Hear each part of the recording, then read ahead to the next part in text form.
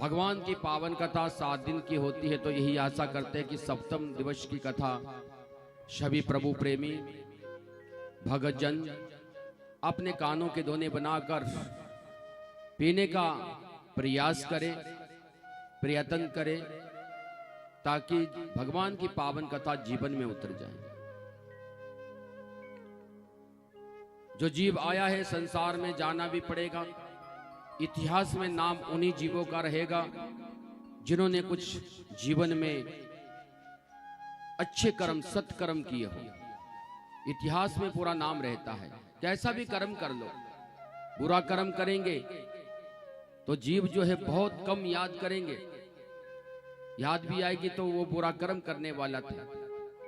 अच्छा कर्म करेंगे तो इतिहास में उनकी पूजा होगी, तो उनकी पूजा केवल उनके कर्मों की होती है। याद भी कर्मों से आते हैं कि इस जीव ने कितने अच्छे अच्छे कर्म किए। और यही आज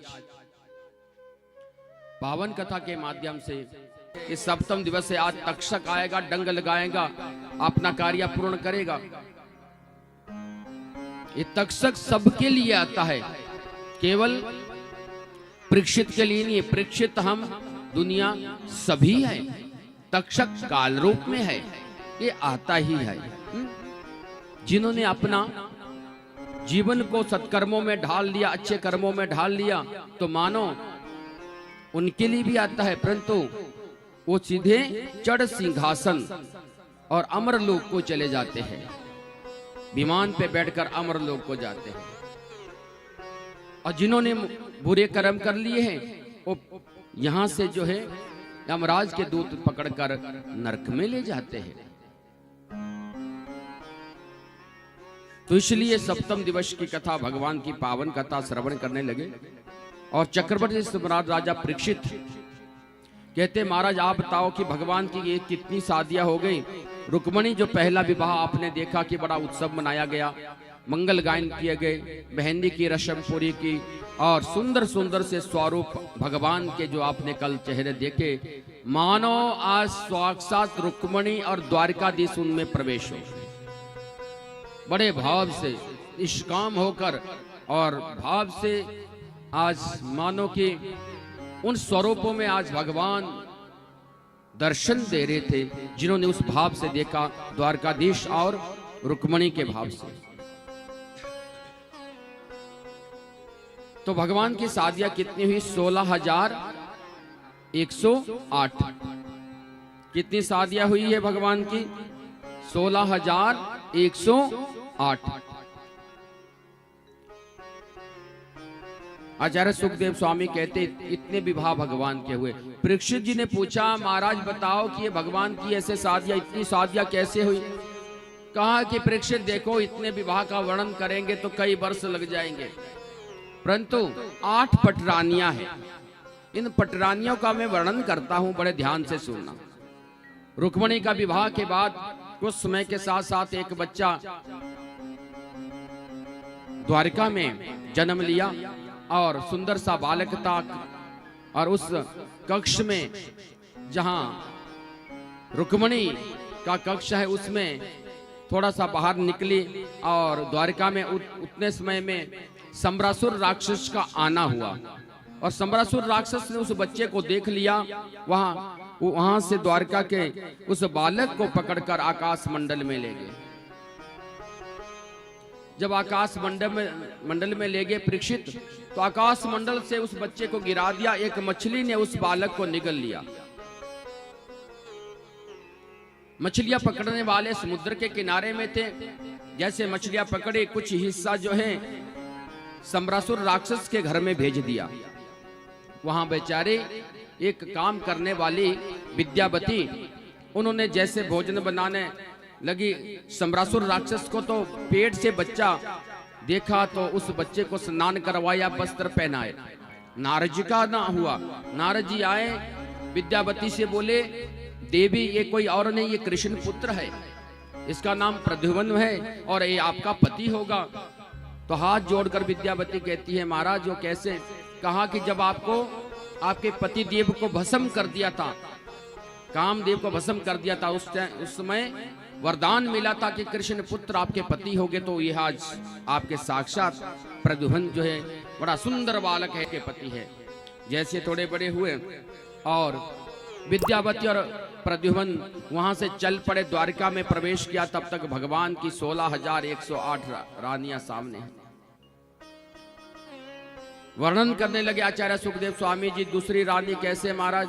तो बताने लगे दूसरी रानी जो है जावंती हुई, तीसरी रानी सत्यभामा।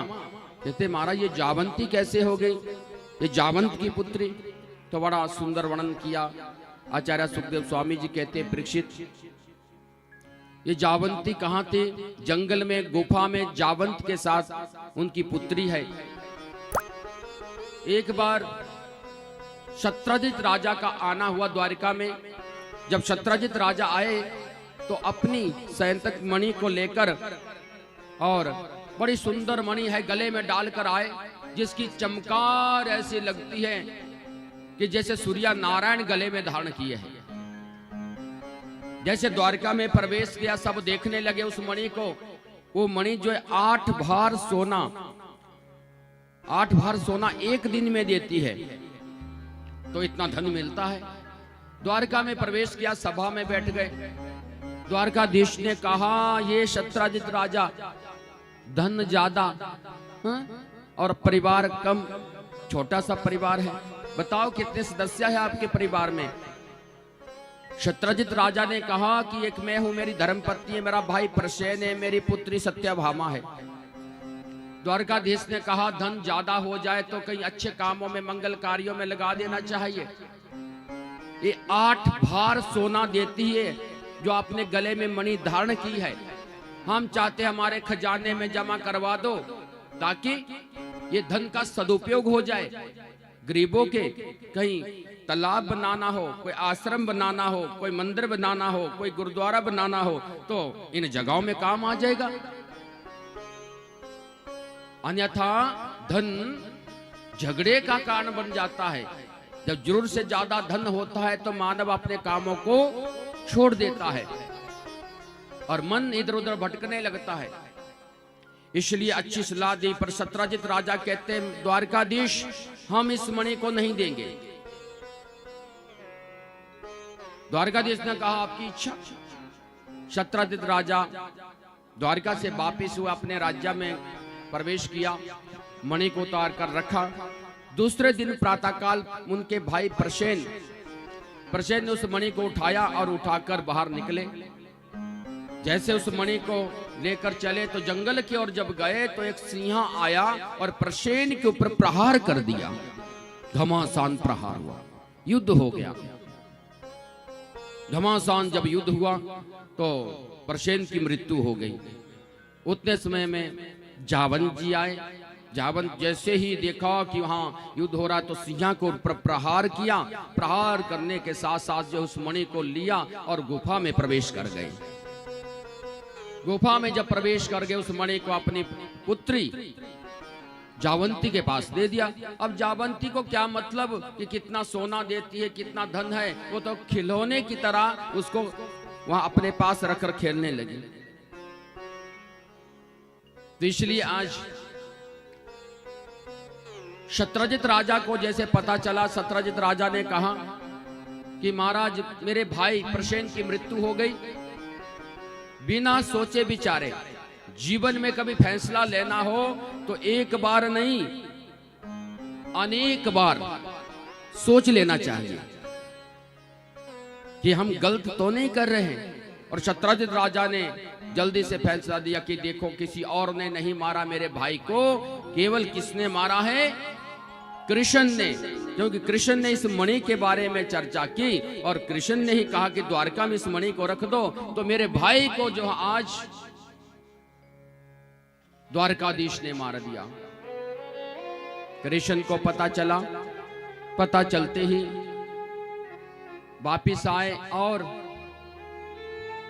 विचार करने लगे मैंने प्रसेन को भी नहीं मारा, इतना भारी कलंक जीवन में कैसे लग गया। आचार्य सुखदेव स्वामी कहते परीक्षित आज कृष्ण को भी कलंक लग गया। द्वारकाधीश वहां से चलकर गर्गाचार्य जी के पास गए। गर्गाचार्य जी से पूछा, महाराज बताओ ये इतना भारी कलंक कैसे लग गया? उन्होंने अपने ज्योतिष के अनुसार गणना की, कहा कि आपने तो भाद्रपद में जो चौथ का कलंक चतुर्थी का चंद्रमा निकलता है, कलंक चतुर्थी का चंद्रमा निकलता है, उसके गलती से आपने दर्शन कर लिए, इसलिए आपको कलंकित होना पड़ा। अब कई भक्तजन आज भी कहते हैं, महाराज क्या भाद्रपद में वो दिन आता है चतुर्थी का जिस दिन चंद्रमा के दर्शन करने से कलंक लगता है?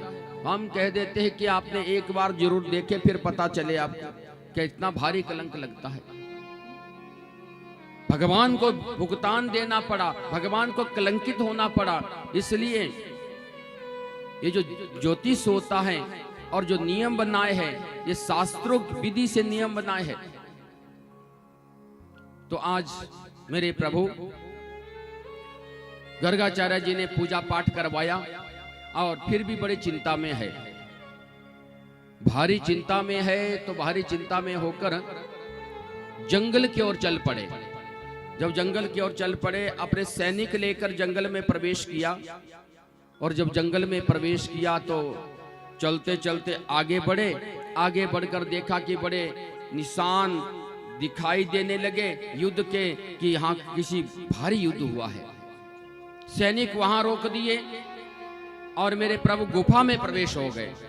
जब गुफा में प्रवेश हुए तो जावंत आए और कृष्ण के ऊपर प्रहार कर दिया। घमासान दोनों का युद्ध हुआ। युद्ध होते होते जावंत जी थोड़ा जब शरीर को स्पर्श कर रहे थे तो आभास हुआ, ऐसा लगता है जैसे मेरे राम जी है। प्रभु ने कहा, सही पहचाना आपने, मैं वही राम आज आपके पास आया हूं। और लज्जित हुए जावंत जी और क्षमा मांगने लगे, हे प्रभु मैं आपके ऊपर प्रहार कर दिया। कहा कि हे जावंत जी, ये आपकी गलती नहीं है, आपकी इच्छा को पूर्ण करने के लिए मुझे इस गुफा में आना पड़ा। आपने त्रेता युग में जब हम सभी वापिस आए, सबने वरदान मांगे और आपने उस समय के बीच में जावंत जी ने क्या मांगा कि मुझे युद्ध करना है। मैंने किसी के साथ युद्ध नहीं किया और मेरी टक्कर में कोई मिला नहीं, तो प्रभु मैं चाहता हूं मेरे साथ युद्ध करें। राम जी ने इनकार कर दिया, नहीं भगतजन, हम त्रेता युग में है, मर्यादा में है, मर्यादा पुरुषोत्तम है और मर्यादा से बाहर है भगवान और भगत के बीच में युद्ध करना। परंतु आपने मांग ही लिया तो मैं इस इच्छा को पूर्ण करूंगा पर द्वापरा में जाकर। और आज इस गुफा के बीच में जावंत की इच्छा पूर्ण कर दी। क्षमा मांगने लगे, प्रभु क्षमा करो, क्षमा करो। भक्त तो कुछ भी मांग लेते हैं, पर आप जो हैं देने में भी कमी नहीं रखते, उन भक्तों की इच्छा पूर्ण करते हैं। मेरे प्रभु आज कहने लगे, अगर गुफा में जाकर जावंत जी बोले, अगर क्षमा आपने मुझे क्षमा कर दिया तो मेरी ये पुत्री है जावंती, इसका विवाह हम करना चाहते हैं और आपके हाथों में जावंती का हाथ देना चाहते हैं। भगवान प्रसन्न, जावंती का हाथ आज गोविंद के हाथ में दे दिया, ग्रंथि बंधन कर दिया और दूसरी पटरानी भगवान की जावंती हुई। भोलेनाथ भगवान की जावंती को लेकर आए, मणि को भी साथ, हमें किस काम की, मणि को ले जाओ। उन्होंने खिलौना समझा हुआ था। द्वारकाधीश ने उस मणि को लिया और सत्राजित राजा को वापिस किया। हे राजन, अपने बिना विचार से मुझे कलंकित किया, अपनी मणि को वापिस लो। मैंने प्रसेन को नहीं मारा था, जंगल के बीच में जाओ, घमासान युद्ध वहां हुआ था और वे जावंत की गुफा में मुझे ये मणि मिली। सिंह ने आपके भाई को मारा था। पूरा ज्ञान हुआ सत्राजित राजा को। राजा बड़े लज्जित हुए। सत्राजित राजा चरणों में गिर गए, प्रभु क्षमा करो, क्षमा करो, बस मुझे पता चला नहीं उस समय के बीच में और मैंने वैसे ही आपको कलंकित कर दिया। तो अगर आप क्षमा करना चाहते हो तो मेरी पुत्री सत्यभामा है, मैं अपनी पुत्री का विवाह आपके साथ करना चाहता हूं। तीसरा विवाह भगवान का सत्यभामा के साथ हुआ। शतरंज राजा ने कहा कि इस मणि को भी ले जाओ। भगवान ने कहा नहीं, जब जरूरत होती है तब दी नहीं, और आज जरूरत है नहीं तो आप दे रहे हो। कुछ ऐसा ही कलिकाल में भी होता है, भूखे को तो रोटी नहीं, और जिसका पेट भरा हो उसको बारंबार जो थालियां आती है। ऐसा क्या, जरूरत पड़ने पर जो है थोड़ा सा भी भोजन मिल जाए तो अमृत के समान होता है। जब जरूरत होती नहीं तब कितना भी दी जाए। तो आज उस मणि को नहीं लिया, वापिस हो गए। वापिस होते होते मेरे प्रभु आज द्वारका में आए। 3 पटरानियां हो गई। चौथी जो है भगवान की आज शादी जो है बड़े भाव से श्रद्धा से हस्तना वहां चले गए हस्तिनापुर में। तो अर्जुन मिल गए। अर्जुन जो है और कृष्ण जंगल में घूम रहे थे। जब जंगल में भ्रमण कर रहे थे, जो जंगल में भ्रमण करते करते एक कन्या को देखा जो वहां पर बड़े भाव श्रद्धा से भगवान का पूजन कर रही थी और कृष्ण को अपने पति रूप में देख रही थी। पूछा क्या नाम है आपका? कहा कि कालिंदी मेरा नाम है। क्या किस लिए तप कर रही हो? कृष्ण को पाने के लिए, भगवान के साथ शादी करने के लिए। उसी में मंडप बनाया। अर्जुन जी ने कालिंदी का हाथ भगवान के हाथ में दिया। भगवान का आज चौथा विवाह कालिंदी के साथ हुआ। 5वां विवाह ऐसे ही देखो, अब बहुत शादियां है भगवान की। 5वां विवाह मित्र वृंदा के साथ हुआ, जो बिंद और अरविंद नाम के राजा स्वयंवर रचा। वहां भगवान के गले में हार डाला और मित्र वृंदा का विवाह भी वहां पर धूमधाम से, जो कि ग्रंथि वंदन के साथ हुआ। 7वां विवाह सत्या के साथ हुआ, तो वहां भी स्वयंवर रचा गया था।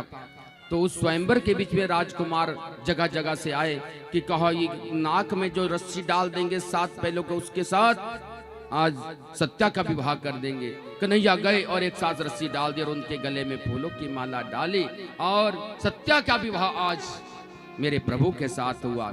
6 विवाह हो गए। आज 7वां विवाह भद्रा के साथ हुआ। ये राजादी देवी नाम की स्त्री है जिसे सारा राजपाट संभाला है। उन्होंने भी स्वयंवर रचा। राजा महाराजा वहां पर आए और वहां स्वयंवर रचने पर आज भद्रा ने स्वयं भगवान द्वारकाधीश के गले में माला डाली और वहां 7वां विवाह भद्रा के साथ। मध्य देश के राजा है, वहां पर उनकी कन्या है लक्ष्मणा। 8वां विवाह भगवान का आज स्वयंवर रखा है, उन्होंने भी 8वां विवाह लक्ष्मणा के साथ हुआ। भोलेनाथ भगवान की जय। 8 विवाह हो गए। कितने हो गए? भगवान आगे बढ़े और 8 विवाह आज द्वारका में पहुंचे हैं। तो मेरे प्रभु जो है देखा कि जंगल के बीच से आवाज आ रही है, और आवाज भी कैसी आ रही है? भगवान के भजन की आवाज आ रही है। वहां पर एक राक्षस है, भौमासुर राक्षस, और उस राक्षस ने केवल एक संकल्प किया है कि मैं 20,000 राजकुमारियों को एक साथ विवाह करूंगा और एक साथ जो इकट्ठे जहां जहां भी जाता है वो भौमासुर राक्षस, तो वहां पर उन राजकुमारियों को उठाकर लेकर आता है। भगवान ने उनकी पुकार सुनी, भौमासुर को वहां पर मार गिराया और अंदर प्रवेश किया तो देखा कि सब राजकुमारियों को आजाद कर दिया। भोलेनाथ भगवान की जय। बाहर निकली बेचारी, जाओ अपने अपने घरों के लिए, आपको आजाद कर दिया, भौमासुर को मार दिया। तो वो राजकुमारियां 16,100 थी। सभी राजकुमारियां के सर नीचे हो गए। कहने लगे प्रभु ये क्या किया आपने, क्यों आजाद किया हमें? देखो कितना भारी अच्छा काम भी किया मेरे प्रभु ने, और सभी के सभी चेहरे मुरझाए हुए हैं, सर नीचे है सब राजकुमारियों के। कहने लगे परंपरा प्रथा बहुत ज्यादा है समाज में, हमें कोई माता पिता घर में नहीं मानेंगे कि इनको तो राक्षस उठा कर ले गया था, कारागृह में रखा है, इनका तो विवाह राक्षस के साथ हो गया है, इसलिए ना हम घर की रही ना इस कारागृह की। भगवान बड़े ध्यान से सोचने लगे ये सब कोई आत्महत्या कर देगी, कोई मर जाएगी, कोई भाग जाएगी, बड़ा अत्याचार हो जाएगा। कई लोग कहते कि भगवान ने क्या किया, भगवान ने तो ऐसे ऐसे कार्य किए जो मानव सोच भी नहीं सकता। आज भी किसी लड़के के साथ कोई शादी करे कि इस कन्या की 2 बार शादी हो चुकी है, क्या आप शादी कर लोगे? दूर भागेगा, नहीं नहीं महाराज हम क्यों करें। होता है कि नहीं? भगवान करुणा के सागर है, संसार के पति। भगवान ने वो काम किया जो राक्षस ने सारे राजकुमारियों को इकट्ठा कर रखा था। तो क्या है आपके मन में विचार? क्या मैं आपके साथ विवाह करूं?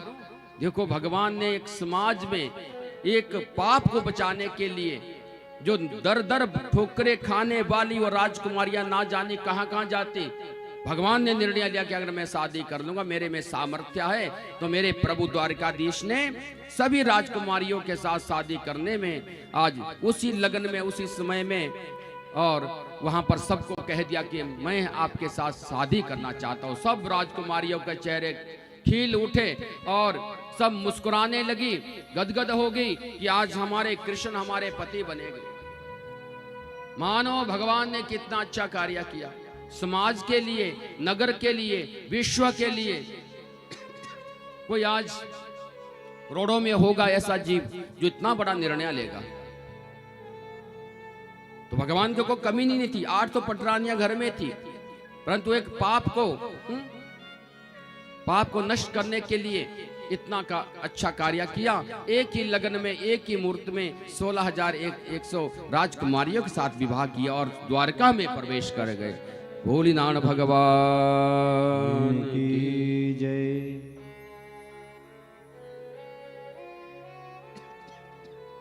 तो इसलिए मेरे प्रभु आज बड़े भाव से इतनी पटरानियां हो गई। और वहां पर इसलिए परमात्मा की कभी जो लीला है उसको समझने का प्रयास करना चाहिए। भगवान कौन है, जीव कौन है? जीव वो है जो इस प्रकृति के बस में रहता है, जो इस संसार की प्रकृति के बस में रहता है, वो क्या है? जीव है। और प्रकृति के जो बस में है वो जीव है। जिसके बस में ये प्रकृति है वो स्वयं परमात्मा है, वो परमात्मा है। तो जीव और परमात्मा में अंतर होता है। इसलिए भगवान की तुलना कभी ऐसे ही नहीं करे कि भगवान ने वैसा किया। भगवान ने तो 7 दिनों में राक्षसियों को मारा। रामावतार हुए ताड़का को मारना पड़ा, कृष्णावतार हुए पूतना को मारना पड़ा। आज का बच्चा कोई मार सकता है? भगवान ने जहर तक पिया।